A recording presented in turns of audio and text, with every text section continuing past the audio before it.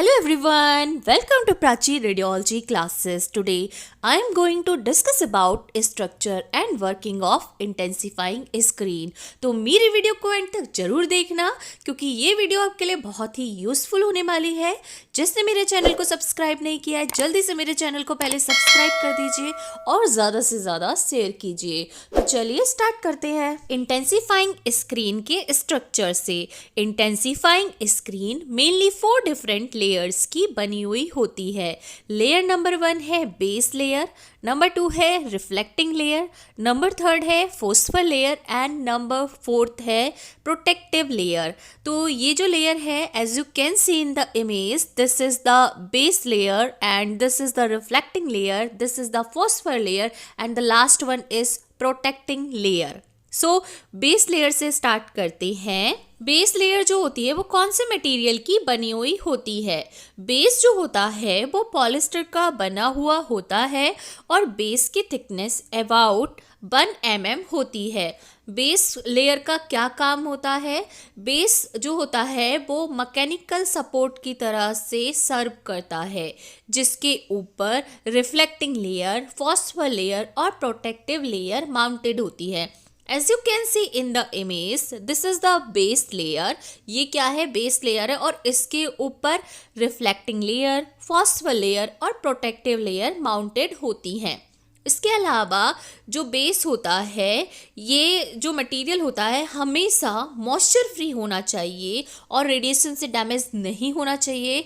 इसके अलावा base material जो होता है इसमें डिस्कलरेशन नहीं होना चाहिए और ये केमिकल इनर्ट होना चाहिए। केमिकल इनर्ट का मतलब होता है केमिकल के साथ रिएक्शन ना होना, और बेस मटेरियल जो होता है वो फ्लेक्सिबल होना चाहिए। So these are the properties of the base material. इसके बाद इंटेंसिफाइंग स्क्रीन की नेक्स्ट लेयर है रिफ्लेक्टिंग लेयर।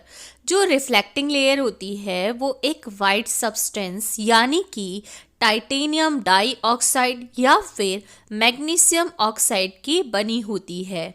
ये रिफ्लेक्टिंग लेयर एक शाइनी मटेरियल होता है जिसकी थिकनेस अबाउट 25 माइक्रोमीटर होती है। और रिफ्लेक्टिंग लेयर क्या करती है? रिफ्लेक्ट करने का काम करती है लाइट को टुवर्ड्स द फिल्म।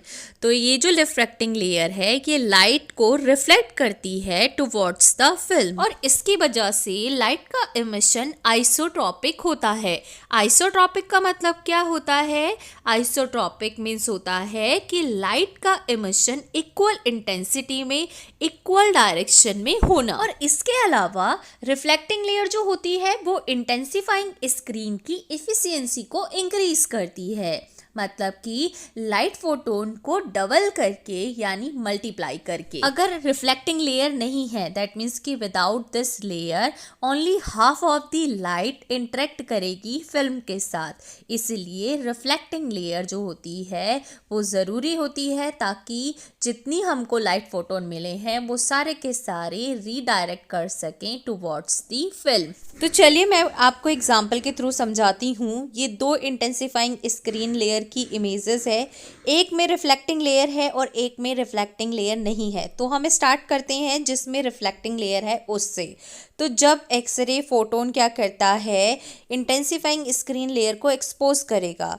तो इंटेंसिफाइंग स्क्रीन की लेयर में जो ये फॉस्फर लेयर है इसमें से क्या होगा, लाइट एमिट होगी, फिर वो लाइट को रिफ्लेक्टिंग लेयर रिफ्लेक्ट करेगा टुवर्ड्स द फिल्म। जैसे कि आप इस इमेज में देख सकते हैं कि रिफ्लेक्टिंग लेयर रिफ्लेक्ट कर रहा है टुवर्ड्स द फिल्म। सेकंड जो इमेज है आप देख सकते हैं इसमें रिफ्लेक्टिंग लेयर नहीं है।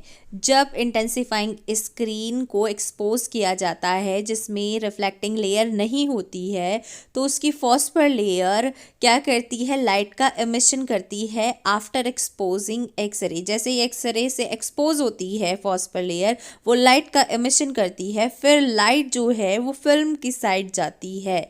लेकिन इसमें रिफ्लेक्टिंग लेयर नहीं है जो कि सारे लाइट फोटोन को रिफ्लेक्ट कर दे टुवर्ड्स दी फिल्म। इसीलिए आप देख सकते हैं इस इमेज में only number of 3 light photon he film पर गए हैं, बाकी 4 नंबर ऑफ लाइट फोटोन क्या हो गए, अनडिजायर्ड डायरेक्शन में स्कैटर्ड हो गए। दैट मीन्स कि only 1 of the half light photon ही क्या पहुंचते हैं, फिल्म के पास पहुंचते हैं, बाकी लाइट फोटोन क्या हो जाते हैं, वेस्ट हो जाते हैं, जिसकी वजह से जो इंटेंसिटी है वो क्या हो जाती है, लाइट की रिड्यूस हो जाती है और प्रॉपर इमेज हमको नहीं मिल पाती है due to reduce the intensity of light. ये किस वजह से हो रहा है, ये इसलिए हो रहा है क्योंकि इसमें रिफ्लेक्टिंग लेयर नहीं है, जिसकी वजह से वेस्टेज हो रहा है लाइट का। तो इसीलिए हम रिफ्लेक्टिंग लेयर का यूज करते हैं, क्योंकि रिफ्लेक्टिंग लेयर क्या करता है, लाइट को रिफ्लेक्ट करता है टुवर्ड्स द फिल्म और वेस्टेज नहीं करता है, इसीलिए हम रिफ्लेक्टिंग लेयर का यूज करते हैं। इसके बाद नेक्स्ट आता है phosphor layer.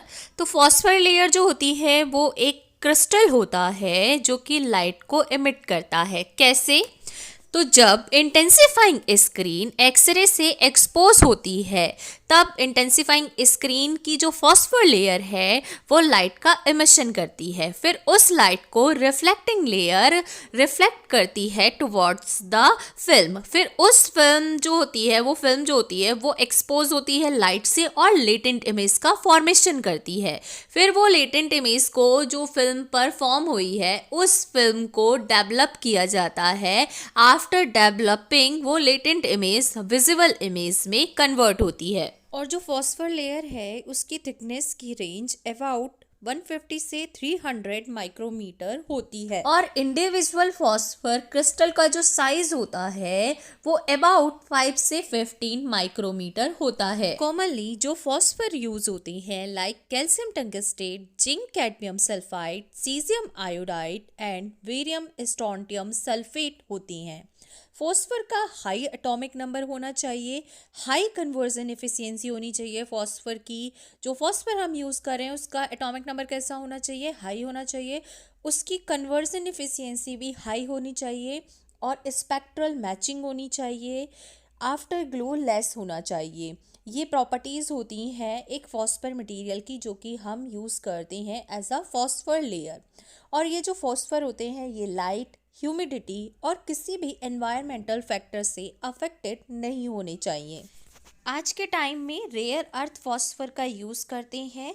Rare earth phosphor like gadolinium oxysulphide, lanthanum oxysulphide, lanthanum oxybromide और यट्रियम टेंटलेट का यूज़ करते हैं एज अ स्क्रीन फॉस्फर। तो जो ये रेयर अर्थ फॉस्फर होते हैं इन फॉस्फर्स को मैन्युफैक्चर्ड उनकी स्पीड के साथ किया जाता है और स्पीड की रेंज अबाउट 200 से 1200 होती है। और ये जो रेयर अर्थ फॉस्फर्स होते हैं इनकी एब्जॉर्प्शन और कन्वर्जन एफिशिएंसी हाई होती है। तो ये जो रेयर अर्थ फॉस्फर्स होती है इनका यूज़ करने से पेशेंट डोज रिड्यूस होती है due to use of lower exposure technical factors. जैसे कि अभी मैंने आपको बताया था कि जो प्रॉपर्टी होती है फॉस्फर लेयर की वो ये होती है कि फॉस्फर लेयर स्पेक्ट्रल मैचिंग होना चाहिए। स्पेक्ट्रल मैचिंग का मतलब होता है कि जो लाइट का कलर होता है जो कि इमिटेड हो रहा है phosphor layer of the intensifying screen वो फिल्म की सेंसिटिविटी से मैच होना चाहिए, कि फिल्म जिस कलर की है उसकी उस सेंसिटिविटी के साथ जो फॉस्फर लेयर से लाइट इमिटेड हो रही है, ब्लू, ग्रीन या फिर जो भी लाइट इमिट हो रही है वो फिल्म की सेंसिटिविटी के साथ मैच करना चाहिए। उसको बोलते हैं spectral matching. Again I will tell you spectral matching क्या होती है, कि जो लाइट का कलर है जो कि फॉस्फर लेयर से इमिटेड हो रही है वो फिल्म की सेंसिटिविटी के साथ मैच होना चाहिए, कि फिल्म ब्लू है, ग्रीन है, उसके साथ मैच होना चाहिए। फॉर एग्जांपल अगर हम फॉस्फर लेयर कैल्शियम टंगस्टेट की यूज़ कर रहे हैं तो कैल्शियम टंगस्टेट जो होता है वो ब्लू वॉयलेट लाइट को इमिट करता है, इसलिए हम कैल्शियम टंगस्टेट के साथ ब्लू सेंसिटिव फिल्म का यूज़ करेंगे। और ऐसे ही रेयर अर्थ स्क्रीन में होता है, अगर हम रेयर अर्थ स्क्रीन का यूज़ कर रहे हैं, फॉर एग्जांपल हम लेंथेनम ऑक्सीब्रोमाइड का यूज़ कर रहे हैं तो वो भी कैल्शियम टंगस्टेट की तरह से ब्लू वॉयलेट लाइट का एमिशन करती है, तो उस कंडीशन में भी हम ब्लू सेंसिटिव फिल्म का यूज़ करेंगे। और अगर हम rare earth screen phosphor layer gadolinium oxysulphide का यूज़ कर रहे हैं। तो गैडोलिनियम ऑक्सीसल्फाइड क्या करता है, ग्रीन लाइट को एमिट करता है, इसीलिए हम लोग क्या करेंगे, ग्रीन सेंसिटिव फिल्म का यूज़ करेंगे। इसके बाद नेक्स्ट लेयर है प्रोटेक्टिव कोटिंग। प्रोटेक्टिव कोटिंग की जो थिकनेस होती है वो अबाउट 10 से 20 माइक्रोमीटर होती है और protective coating is transparent to light and it is facing the X ray film. इसका मतलब ये है कि प्रोटेक्टिव कोटिंग जो होता है वो लाइट के ट्रांसपेरेंट होती है और it is facing the X ray film. ये कोटिंग फॉस्फर लेयर को डैमेज होने से बचाती है। ये फॉस्फर लेयर को एक फिज़िकल प्रोटेक्शन प्रोवाइड करती है और ये जो लेयर होती है ये स्टैटिक इलेक्ट्रिसिटी फॉर्मेशन को प्रिवेंट करती है और एक सरफेस प्रोवाइड करती है जिससे हम ईज़िली क्लीन कर सकते हैं। और नेक्स्ट एंड लास्ट ये है कि जो इंटेंसिफाइंग स्क्रीन होती है उसकी जो टोटल थिकनेस होती है वो अबाउट 1.15 से 1.3 mm होती है। That's all about for today, thank you.